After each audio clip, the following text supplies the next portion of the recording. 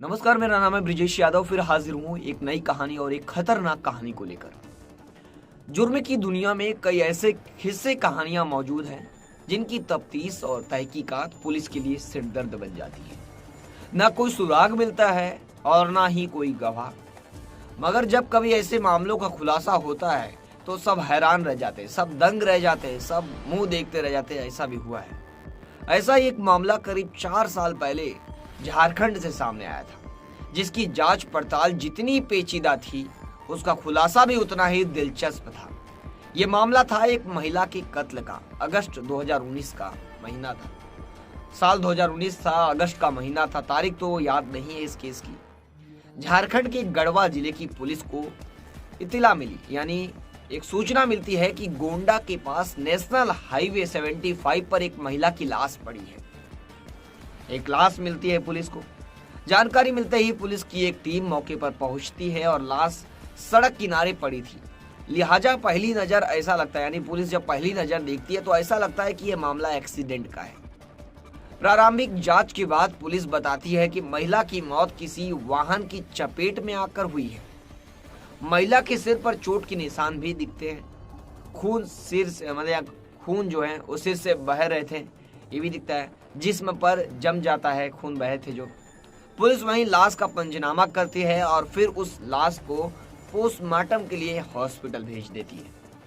अब पुलिस तो इस बॉडी को, यानी पुलिस को देखने में लगता है कि ये हाईवे पे हुआ है तो एक्सीडेंट ही हुआ होगा। सर पे भी चोट था, खून बहे थे, तो पुलिस को लगता है कि ये अगर एक्सीडेंट का मामला है, पुलिस पोस्टमार्टम के लिए बॉडी को भेज देती है। पुलिस को 6 घंटों में लाश की शिनाख्त कर लेती है। मरने वाली महिला की उम्र तकरीबन 23 साल बताई जाती है। 23 साल की महिला थी। वो एक तलाकशुदा महिला थी, यानी उसका तलाक हो चुका था। मृतका के घर वाले पुलिस की कहानी पर यकीन नहीं करते।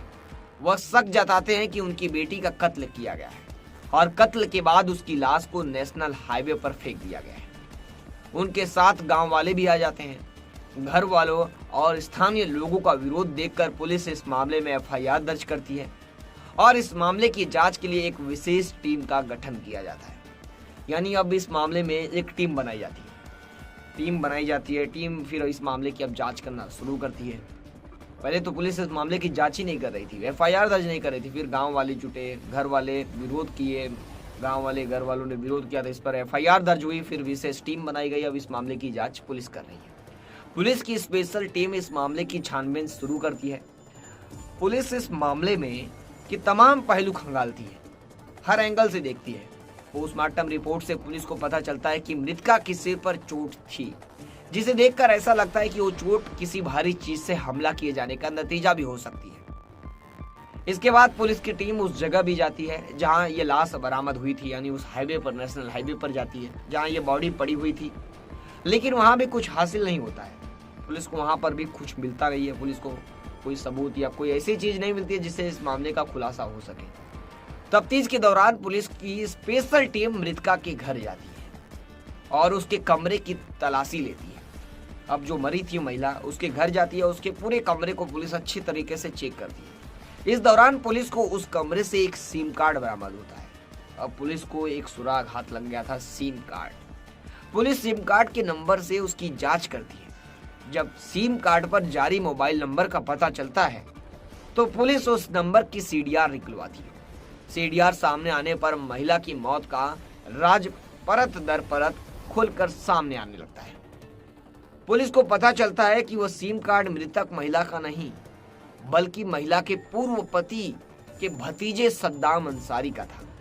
यानी जो महिला जिसे तलाक ले चुकी है उसके भतीजे का था, यानी उसके समझ लो चाची लगेगी उसकी। उसका नाम था सद्दाम अंसारी, यानी उसके पति के भतीजे सद्दाम अंसारी का था। 25 साल का सद्दाम जिले के रंका थाना क्षेत्र के खपरो गांव में ही रहा करता था। जब पुलिस को यह जानकारी मिलती है तो पुलिस ने दबिश देकर सद्दाम को हिरासत में ले लिया। इसके बाद पूछताछ में सद्दाम ने जो खुलासा किया वो बेहद चौंकाने वाला था। इसमें एक अवैध संबंध की कहानी सामने आती है। ये कहानी आप सुनोगे तो आप भी दंग रह जाओगे और रिश्ते को शर्मसार करने वाली कहानी सामने आती है। सद्दाम अंसारी ने पुलिस को पूछताछ में बताया कि मृतका की शादी उसके चाचा हबीबुल्लाह से हुई थी और लेकिन बाद में उन दोनों का तलाक हो गया था। मगर सद्दाम अपनी चाची को दिल ही दिल में चाहने लगा था।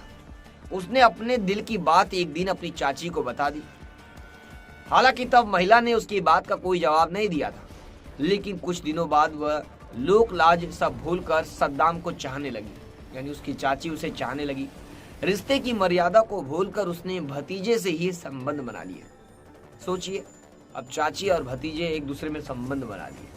जब उस महिला का सद्दाम के चाचा से तलाक हो गया तो वो सद्दाम पर शादी करने का दबाव बनाने लगी थी। यानी अब तो उसके चाचा से उसका तलाक हो ही गया था और उसके भतीजे के साथ उसका जो अफेयर था, संबंध बनते थे, फिजिकल रिलेशन था। अब वो महिला वो सद्दाम के ऊपर शादी करने का दबाव बनाने लगी थी। सद्दाम उसे मना करता रहा, वो शादी के लिए तैयार नहीं था, लेकिन अब महिला उस पर ज्यादा ही दबाव बनाने लगी थी। यानी उसकी चाची जो थी, पुरानी चाची, अब बोल सकते तलाक हो चुका था, वो सबको इस बारे में बताने के लिए कहने लगी थी कि मैं बता दूंगी अगर शादी नहीं करेगा। सद्दाम इस बात से परेशान हो चुका था, लिहाजा उसने अपनी चाची को ही रास्ते से हटाने का मन बना लिया। अब इतनी परेशानी उसको हो गई थी कि उसने सोचा कि अब क्या करूं, तो उसने अपनी चाची को ही रास्ते से हटाने का मन बना लिया। इसके लिए उसने एक साजिश रची। सद्दाम ने साजिश के मुताबिक एक दिन अपनी चाची को कोर्ट मैरिज का झांसा देकर, यानी कि हम कोर्ट मैरिज करेंगे, ऐसा झांसा देकर उसे सुनसान जगह पर बुलाया।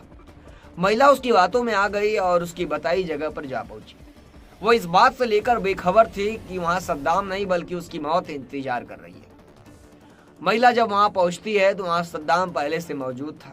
बातचीत के दौरान ही अचानक सद्दाम ने एक लोहे की रॉड से, एकदम भारी रॉड से महिला के सिर पर जोरदार वार करता है। महिला के सिर से खून बहने लगा और वह लहूलुहान होकर वहीं जमीन पर गिर पड़ी। सद्दाम की चाची कुछ देर तक जिंदा रही और उसके बाद उसने दम तोड़ दिया। अब सद्दाम की चाची इस दुनिया में नहीं थी, उसकी मौत हो चुकी थी। सद्दाम साजिश के तहत अपनी चाची की तलाश लाश के ठिकाने लगाने का प्लान पहले ही बना चुका था।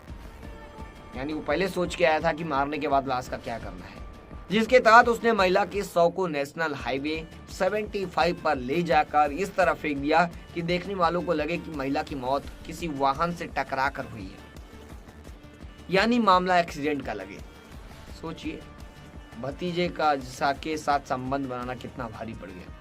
मगर पुलिस की जांच ने इस मर्डर मिस्ट्री का खुलासा करते हुए कातिल को गिरफ्तार कर लिया। जब पुलिस ने आरोपी के तौर पर सद्दाम को सबके सामने पेश किया तो सबके, यानी उसके घर वाले और तमाम लोग हैरान रह गए।